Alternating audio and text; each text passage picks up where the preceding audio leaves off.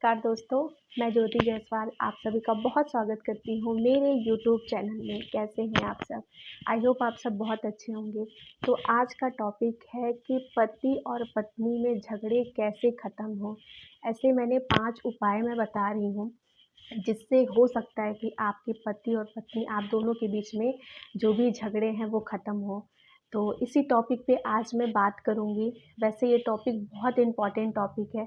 ये कहिए तो रिक्वेस्टेड वीडियो है। किसी ने मुझसे कहा था कि आप इस टॉपिक पे प्लीज़ वीडियोज़ बनाइए और मैंने सोचा कि ठीक है, कोशिश करती हूँ। तो पहले मैंने अपने पे ये सारी चीज़ें ली जो मैं फ़ॉलो करती हूँ या मेरे हस्बैंड फ़ॉलो करते हैं। तो मैंने सबसे पहले ये सारी चीज़ों को समझने का पूरी कोशिश की ताकि मैं आपको समझा सकूँ वो सारी चीज़ें। तो चलिए वीडियो को स्टार्ट करने से पहले मैं आपसे हाथ जोड़कर रिक्वेस्ट करती हूँ, अगर मेरी वीडियोस आपको पसंद आती है या आप मेरे चैनल पे न्यू हैं तो प्लीज़ जाके चैनल को सब्सक्राइब कर लीजिए। बेल आइकन को प्रेस जब तक नहीं करेंगे तब तक मेरी आपको कोई वीडियो की नोटिफिकेशन मिलेगी नहीं। तो इसके लिए आपको बेल आइकन को ज़रूर प्रेस करना है। तो चलिए देर ना करते हुए सबसे पहले वीडियो को स्टार्ट करते हैं और ये सबसे मस्ट इम्पॉर्टेंट टॉपिक पे आज हम चर्चा करते हैं। तो देखिए दोस्तों, पति और पत्नी, जैसे कि मैंने पहले भी इस टॉपिक पे तो मैं फर्स्ट वीडियो बना रही हूँ, बट अगर मैंने पति और पत्नी पे वीडियो बनाई तो मैं हमेशा कहती हूँ कि गाड़ी के 2 पहिए होते हैं, एक पति और एक पत्नी। इन 2 पहियों को अगर जब तक चलती है गाड़ी तब तक ठीक है, अगर एक पहिया निकल के कहीं गिर गया तो वो गाड़ी डगमगा जाएगी ना। तो सेम इसी तरह पति और पत्नी है। अच्छा ठीक है, झगड़े होते कैसे हैं मैं पहले नियम बताती हूँ। झगड़े क्यों होते हैं, रीज़न क्या है? मुझे ऐसा लगता है कि झगड़े के बहुत बहुत सारे टॉपिक होते हैं। अगर फैमिली मैटर को ले लिया जाए या फिर कुछ ऐसे नियम जिसको मैं कह सकती हूँ कि कहना ना मानना, ये सबसे बड़ा रीज़न है झगड़े की शुरुआत, कि आप मेरा कहना नहीं मानती हैं या आप मेरा कहना नहीं मानते हैं। मेरा ऐसा मानना है। तो सबसे बड़ी, अगर मैं कहूँगी, नियम है जो कहते हैं कहना नहीं मानना। तो मैं सभी पत्नियों से विनम्र निवेदन से कहती हूँ, बहुत ही मुझे ऐसा लगता है कि अपने पति का कहना मानिए। अब आप ये कहेंगे कि हम सब अपने पतियों के कहना मानते हैं। अच्छी बात है, बहुत अच्छी बात है। लेकिन कहीं न कहीं पति को भी अपनी पत्नी का कहना मानना चाहिए। देखिए, अगर पति और पत्नी, ठीक है, दोनों गाड़ी के सेम, ठीक है, दोनों गाड़ी के पहिए तो दोनों बराबर हुए ना। तो दोनों का दर्जा बराबर है, ना कोई बड़ा है ना कोई छोटा है। श्री राम जी सीता माता को मतलब पूजते थे। उनकी पत्नी वो थी, सीता माता राम जी को पूजती थी, राम जी सीता माता को पूजते थे। तो उनको बराबर का स्थान दिया गया है। बराबर का स्थान मतलब ना तुम मुझसे बड़ी हो ना मैं तुमसे बड़ा हूँ। तो अगर पति कुछ पत्नी से कहते हैं कि ये कार्य तुम मत करो, और पत्नियां अपने पति से कहती हैं कि आप ये कार्य मत करिए, तो मैं बता रही हूँ 90% झगड़े वहीं ख़त्म हो जाएंगे। मेरा ऐसा मानना है। अब बात होती है क्या नहीं करने की। बहुत सारी चीज़ें होती हैं, या फिर तुम यहाँ नहीं जाओ, तुम इससे बात मत करो। बहुत सारी मिसअंडरस्टैंडिंग होती है पति और पत्नियों में। तो देखिए, पति महाराज, भाई साहब, आप लोग जो भी आप मेरी वीडियोस को देख रहे हैं, अपनी पत्नी को समझने की कोशिश कीजिए। वो अपना पूरा मायका छोड़ के आपके घर आई है आपके साथ रहने के लिए, तो उसे आपके साथ रहने में कोई परेशानी नहीं है, बशर्ते आप उनका कहना मानिए। अब आप कहेंगे कि मेरी पत्नी ऐसे वैसे परिवार को तोड़ने की बात करती है या कुछ, तो इसके लिए तो मैं बिल्कुल कहूँगी कि हाँ, पत्नी आपकी गलती है। आप ऐसा कार्य ही मत कहिए उनको करने के लिए जिससे वो अपने परिवार से बिछड़े, ठीक है। और अगर पति लोग कहते हैं कि तुम्हें कहीं मार्केट जाना है, मैं तुम्हारे साथ चलता हूँ, तो आप उनके साथ जाइए, आधी टॉपिक वहीं ख़त्म हो जाएगी। कहना मानना आप लोग शुरू करिए, विश्वास रखिए, घर का टेंशन 90% आपका ख़त्म हो जाएगा। सिर्फ कहना मानिए। आधा टेंशन वहीं ख़त्म हो जाएगा। ठीक है, तो बात करते हैं दूसरे नियम पे। तो दूसरा नियम क्या है, कितने पतियों को लगता है कि पत्नी सुबह से उठते ही काम काम काम काम, ये तो मशीन है, इसको तो करना है, इसकी तो शादी हो गई, ये तो इसका काम, ये काम करने के लिए ही पैदा हुई है। क्यों? आप पतियों को ये क्यों लगता है कि पत्नियां सिर्फ काम करने के लिए पैदा हुई हैं? आपका कोई धर्म नहीं है? मैं ये बहुत विनम्रता से पूछती हूँ पतियों से, क्या आपका कोई धर्म नहीं है?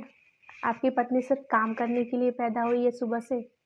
सुबह से बच्चों के लिए टिफ़िन बनाओ, हस्बैंड के लिए टिफ़िन बनाओ, बच्चों को रेडी करो, बच्चों को स्कूल भेजो। तो कितना भी वो मेंटल स्ट्रेस हो ही जाता है, जिसको कहा जाएगा ना कि मॉर्निंग से माइंड में ये हम लोगों के चलता है, अरे अभी ये करना, अरे अभी वो करना, तो उससे चिड़चिड़ापन तो आना ही आना है। चिड़चिड़ापन में बहुत सारी वाइफ जो होती हैं अपने हस्बैंड को बहुत कुछ बोल देती हैं। तो आप पति हैं, आप अपनी पत्नी को समझिए, इज्जत दीजिए, केयर करिए, ये बहुत इम्पॉर्टेंट है। मुझे लगता है कि 50% रिश्ता ना इसके वजह से टूटता है, ये मेरी केयर नहीं करती है या नहीं करता है। ये बहुत मायने रखता है इस रिश्ते, पता है, एक दूसरे के लिए फीलिंग रखना, केयर करना, एक दूसरे को सपोर्ट करना बहुत ज़रूरी है एक रिश्ते को स्ट्रॉन्ग बनाने के लिए। शादी सिर्फ करके शादी हो गई, शादी का मतलब ये नहीं था, शादी का मतलब होता है ना, दो आत्माओं का मिलन है। तो आपको हर एक सुख दुख में अपनी पत्नी और अपने पति के लिए खड़ा होना ही होना है। सुबह से अगर आपकी बीवी इतना काम कर रही है, अगर आप थोड़ा सा उनका सपोर्ट कर दीजिए ना, तो बीवी यूँ मुस्कुराते हुए सारे काम फटाफट फटाफट करके हो जाएंगे। तो सबसे बड़ा कारण है कि आप लोग एक दूसरे का सपोर्ट कीजिए। अगर पत्नियां तो अपने पति की केयर करिए, पति के मेडिसिन की, पति को क्या पसंद है, पति को कहाँ जाना है, उनके कपड़े, उनके मतलब हर एक चीज़ को उनके संजो के रखिए, ये बहुत ज़रूरी है। इससे पता है रिश्ते में ना एक स्ट्रॉन्ग होता है, रिश्ता बहुत स्ट्रॉन्ग होता है। फिर वो किसी के कहने और किसी के सुनाने से उस रिश्ते पे कोई असर नहीं पड़ता है। और अगर आप पति हैं तो प्लीज़ आप अपनी पत्नियों की केयर करिए। आपकी पत्नी को क्या चाहिए? आपका समय चाहिए। उन्हें समय दीजिए, उन्हें समझने की कोशिश कीजिए कि आपकी पत्नी को आपके समय की बहुत ज़्यादा ज़रूरत है। तो मुझे लगता है ना कि रिश्ते कभी खोखले होंगे ही नहीं। बस आप लोग एक दूसरे के रिस्पेक्ट रखिए, फीलिंग रखिए, केयर करिए, सपोर्ट कीजिए और सबसे ज़रूरी चीज़ है एक दूसरे से प्यार करिए। एक दूसरे के बिना रहना आप मतलब एक माइंड में हो कि हाँ, मैं सुबह ऑफ़िस जा रहा हूँ या अपने बिज़नेस पे जा रहा हूँ, शॉप पे जा रहा हूँ, बस मुझे शाम को मैं आऊँ तो मेरी बीवी मुझे मुस्कुराते हुए मिले। तो ये अगर माइंड में आप प्लानिंग करके आप चलोगे ना, तो कोई परेशानी नहीं आएगी, मुझे ऐसा लगता है, मेरा ऐसा मानना है। बाकी मैं अपनी बात बता रही हूँ। अब मेरे हस्बैंड नहीं है, तो कहीं न कहीं उनके माइंड में ये सारी चीज़ें चलती हैं, तो मैं उन्हें बहुत रिस्पेक्ट उनको करती हूँ कि वो मुझे बहुत सपोर्ट करते हैं। हर एक चीज़ में मुझे सपोर्ट करते हैं। क्योंकि पता है, कहते हैं कि जिस घर में जिसकी मतलब घर में बेटियाँ या बहुएँ या पत्नी मुस्कुराते हुए मिलती है ना, तो उसके घर में उसके पति का बहुत बड़ा हाथ होता है। तो कहीं न कहीं मेरे पति का बहुत बड़ा हाथ है कि बस वो मुझे सपोर्ट करते हैं और मैं उनको सपोर्ट करती हूँ। तो आज का तीसरा नियम है कि बहुत सारे फैमिली में जॉइंट फैमिली होती है। ननद, सास-ससुर वाली फैमिली होती है बड़ी, मेरी भी है फैमिली वैसी, बड़ी फैमिली, अच्छी फैमिली है। तो बहुत सारी फैमिली में होती हैं जो मतलब 3-4 ननद वगैरह रहते हैं, 1 भाई रहता है या 2 भाई जो भी हो। तो उस घर में कहीं न कहीं ना अ, सुनने में ऐसा आता है, वैसे मैंने देखा बहुत कम है ऐसी फैमिली, कि जो ननद होती हैं और जो सास होती है ना, वो मतलब जैसे कि अपने बेटों या अपने भाई पे हमेशा ना उसकी वाइफ़ के प्रति नेगेटिविटी माइंड में भरती रहती हैं, ठीक है? तो पतियाँ भी कहीं न कहीं भई बचपन में जो माँ पाली-पोसी या जो बहन मेरी इतनी केयर की है, तो कहीं न कहीं उसे अपनी पत्नी के प्रति थोड़ी-सी नेगेटिविटी आ जाती है कि हाँ, हो सकता है मेरी बीवी काम ना करती हो, केयर ना करती हो या बहुत सारी चीज़ें। बशर्ते आपकी बीवी केयर करती है, बहुत ध्यान रखती है आपका, लेकिन आप अपनी फैमिली के बातों में आकर ऐसा होता है, अब बता नहीं पाऊँगी मैं, वैसे ये होना नहीं चाहिए। तो आपसे मैं मतलब ये मैं पूछूँगी कि जैसे कि ठीक है, बहनें शादी करके ससुराल चली जाएँगी, माँ है तो कभी न कभी माँ भी बुज़ुर्ग हो जाएँगी, तो केयर आपका कौन करेगा? आपके बुढ़ापे में आपका केयर कौन करेगा? बुढ़ापे में कौन केयर करेगा? आपकी बीवी करेगी, आपकी पत्नी करेगी, और कोई केयर नहीं करेगा। तो इसलिए अपने पत्नी का जो स्थान है ना, देखिए, माँ और पत्नी कभी बराबर नहीं हो सकती हैं। माँ का स्थान हमेशा ये होता है और पत्नी का स्थान कहीं न कहीं माँ से थोड़ा नीचे होता है। मेरा ऐसा मानना है। वैसे मेरी भगवान करे मेरी सोच हमेशा ऐसी रहे, तो मेरे मतलब ये माँ का स्थान है और ये बीवी का स्थान है। तो माँ से थोड़ा-सा बीवी नीचे रहती है, क्योंकि माँ का स्थान कभी बीवी नहीं ले सकती और बीवी का स्थान कभी माँ नहीं ले सकती है। तो इसलिए आप माँ का अलग स्थान रखिए और बीवी का एक अलग स्थान रखिए। बीवी आपकी सुख-दुःख की साथी है और जो माँ है ना, माँ का स्थान कोई नहीं ले सकता। माँ हमेशा आपका भला सोचेगी, कभी आपका बुरा नहीं सोचेगी। लेकिन आप अपनी बीवी का स्थान जो है ना, वो हमेशा उस लेवल पे मेंटेन करके रखिए, क्योंकि कहीं न कहीं आपके ऊपर दुःख पड़ेगा ना, तो सबसे पहले आपकी बीवी आपके लिए खड़ी होगी। आपको भगवान ना करे कभी कोई ऐसी दिक्कत आ जाए, तो कभी न कभी आप बुढ़ापे में जब आएँगे ना, तो आपकी बीवी वो लड़खड़ाते हुए 1 गिलास पानी लेकर आएगी, कोई और लेके नहीं आएगा। तो ये कहीं न कहीं ये माइंड में हमेशा सोचा करिए कि ये ये मेरी धर्मपत्नी है और मुझे हर सुख-दुःख में ये साथ देगी। तो इसलिए अपनी पत्नी को ना हमेशा इज़्ज़त दीजिए। 4 समाज में कभी उसकी बेइज़्ज़ती मत करिए, क्योंकि उससे कहीं न कहीं उसके दिल में ये ठेस पहुँचेगा कि जो इंसान सबके सामने मेरी इतनी बेइज़्ज़ती कर सकता है, वो मेरा क्या साथ देगा। इसलिए आप लोग कोशिश ये किया कीजिए ना कि कभी अपनी पत्नी को अपने परिवार के सामने बेइज़्ज़त मत करिए, उसको इज़्ज़त दीजिए, उसका मान-सम्मान करिए, क्योंकि देखिए, हर एक औरत चाहती है कि मेरा पति मेरा इज़्ज़त करे। और मैं कहीं न कहीं अब मैं पत्नियों से ये निवेदन करती हूँ कि आप लोग प्लीज़ मतलब उनके फैमिली में मिसअंडरस्टैंडिंग मत करिए। जो जैसा है वो सामने प्रत्यक्ष प्रमाण होगा। ये कलयुग है, आपका जो आपने कर्म किए हैं ना, वो आपको यहीं भुगतने हैं। तो आप अपना अच्छा करते जाइए, बाकी प्रभु भोलेनाथ भगवान के ऊपर सब कुछ छोड़ दीजिए। आपको किसी प्रकार का कोई भी सफाई देने की ज़रूरत नहीं है, जो जैसा है वो वैसा होगा। बस आप अपनी पत्नी और अपने पति को हमेशा इज़्ज़त दीजिए, ठीक। अब चौथे नियम पे आते हैं। तो चौथा नियम जो है, मैं थोड़ा-सा बात करूँगी कि भोलेनाथ की पत्नी माता सती, जो उनकी पहली पत्नी थी, तो सती माता के मायके में एक यज्ञ हुआ था। दक्ष जो उनके पिताजी हैं, तो उसमें सभी देवी-देवताओं को बुलाया गया था, मगर एक भोलेनाथ को छोड़कर। तो सती माता को बड़ा बुरा लगा। लेकिन भगवान शिव ने कहा था कि सती, अगर तुम्हारे माँ-बाप ने मतलब मुझे या तुम्हें नहीं बुलाया, तो तुम भी मत जाना अपने मायके। लेकिन सती माँ को तो ये लगा था कि वो तो मेरा मायका है, तो मैं तो जाऊँगी, ज़रूर जाऊँगी। जाने के बाद आपको पता ही है उसका प्रमाण क्या हुआ। उन्होंने अपना शरीर त्याग दिया। क्यों? क्योंकि उनकी पति की इज़्ज़त वहाँ नहीं हुई, उनके पति को बुलाया नहीं गया। तो मैं हाथ जोड़ के यहाँ सारी महिलाओं से रिक्वेस्ट करती हूँ, मायका, ससुराल, एक लड़की को, मुझे ऐसा लगता है कि शादी के बाद 2 कुल को बराबर रखना पड़ता है, एक मायका और एक ससुराल। लेकिन मैं थोड़ी इमोशनल हो गई इस वीडियो को इस टॉपिक पे लाते हुए। लेकिन मायका और ससुराल कभी बराबर नहीं हो सकते। ससुराल का पलड़ा थोड़ा-सा भारी होता है, समझिए ना? थोड़ा-सा भारी होता है ससुराल का। क्यों? क्योंकि वो मायके से ससुराल आई है, तो ससुराल ही उसका अपना घर है। तो जब भी मैं यही कहूँगी कि अगर आपके मायके से आपका बुलाहट नहीं आता है, अगर आपके पति ने कहा कि तुम्हें नहीं जाना है क्योंकि मेरा वहाँ पे इन्विटेशन नहीं है, मुझे किसी ने बुलाया नहीं है, तो आप हट करके मत जाइए अपने मायके।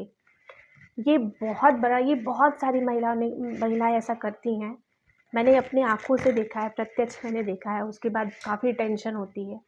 तो अगर आपके मायके से जहाँ आपके पति की इज़्ज़त नहीं हो रही है, वहाँ पे बस फ़ॉर्मेलिटी रखिए। मैं ये नहीं कहूँगी वो जगह ही छोड़ दीजिए, सिर्फ़ फ़ॉर्मेलिटी रखिए। क्योंकि जिस मायके में आपके पति की इज़्ज़त नहीं होती है ना, वहाँ आपकी भी इज़्ज़त नहीं होती है। ये मेरा मेरा मानना है, ये मैं इस चीज़ को एग्री करती हूँ। तो अगर आपके पति कहते हैं कि यहाँ मेरा बुलाहट नहीं है, मैं नहीं जाऊँगा, तो वहाँ आपको भी नहीं जाना चाहिए। ये कहीं न कहीं ये रिश्ते में ना बहुत स्ट्रॉन्ग बेस होता है। मैं यहाँ नहीं कह रही हूँ कि आप अपने मायके मत जाइए, आप अपने ससुराल मत जाइए, लेकिन जहाँ पे आपके पति या आपका वहाँ पे बुलाहट नहीं है, वहाँ आप मत जाइए। तो अगर आप ऐसा करेंगी ना, तो आपके पति के मन में कहीं न कहीं ये चीज़ होगा कि मेरी पत्नी मेरी कितनी इज़्ज़त करती है, कि अगर मैंने उसको कहा कि तुम्हें नहीं जाना है, तो वो नहीं जा रही है। तो ये रहा मेरा चौथा नियम, और प्लीज़ इस नियम को ज़रूर आप लोग फ़ॉलो किया कीजिए। तो अब बात कर लेते हैं पाँचवां नियम, जो कि सबसे ज़रूरी नियम है। आजकल क्या हो रहा है, लड़कियां शादी करके ससुराल जा रही हैं, जॉइंट फैमिली मिल रही है, तो उनके माइंड में कहीं न कहीं ये सारी चीज़ें चलती हैं कि मुझे अलग रहना है, मुझे इस जॉइंट फैमिली से थोड़ा प्राइवेसी मुझे थोड़ी लाइफ में चाहिए। तो प्राइवेसी मीन्स क्या होता है? प्राइवेसी मीन्स यही होता है कि हस्बैंड, आप, बच्चे, ठीक है। आप मैं एक तरफ समझ सकती हूँ आपकी पॉइंट ऑफ व्यू, चलिए ठीक है, सही है, आप अपनी जगह सही है। लेकिन कल को भगवान ना करे, कल कोई नहीं जानता है कि कल क्या होने वाला है, 1 सेकंड का आपको नहीं पता है, तो कल की बात तो बहुत दूर की है। भगवान ना करे कभी आपके साथ कुछ ऐसा घटना हो जाए, तो वो सबसे पहले आपका परिवार खड़ा होगा, सबसे पहले आपका परिवार खड़ा होगा। जिस परिवार को आप छोड़कर अपने पति के कान भर भर के उससे अलग कर आए हो, वो कहीं न कहीं आपका परिवार साथ देगा। तो मेरी मतलब मैं यही अपने सब बहनों से कहती हूँ, प्लीज़ आप ये काम बिल्कुल मत कीजिए। नरम-गरम हो के जैसे हो सके वैसे परिवार में रहिए, लेकिन कोशिश कीजिए कि अपने परिवार में रहिए। क्योंकि पता है इससे आपका ही नुकसान नहीं होता, आपके पति का भी नुकसान होगा और आपके बच्चों के भी नुकसान होगा। बच्चों का बचपना छीन जाएगा, बच्चों के दादी-बाबा, चाची-चाचा या बड़े पापा या बड़ी मम्मी का प्यार छूट जाएगा, छिन जाएगा। तो आपसे रिक्वेस्ट करती हूँ, कभी भी घर से अलग होके मत रहिए। आप कोशिश कीजिए नरम-गरम होके, जैसे आपका घर चल रहा है, जब तक चल रहा है तब तक आप चलाइए। लेकिन मेरा ये मानना है कि जब तक सास-ससुर हैं, तब तक कोशिश कीजिए कि उनकी आँखों के सामने उनके बच्चों को बिखरते हुए आप लोग को ये पाप नहीं करना है। ये बहुत बड़ा पाप है। कहीं न कहीं चल के आपके साथ भी वो चीज़ हो सकता है। वो बागवान मूवी आप लोगों ने देखा था ना, कि यहाँ बच्चे-बच्चे क्या प्राइवेसी करें, वहाँ पे तो माँ-बाप को बाँट दिया गया था। 6 महीना एक बेटे के घर, 6 महीना एक बेटे के घर। ये भी कोई लाइफ़ है?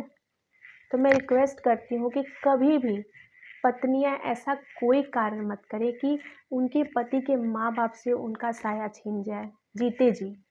ये बहुत बड़ा कारण होता है।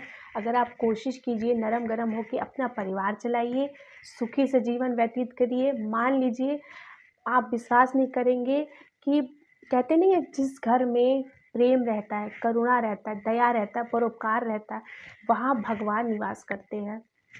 ऐसे घर में साक्षात लक्ष्मी माता निवास करती हैं।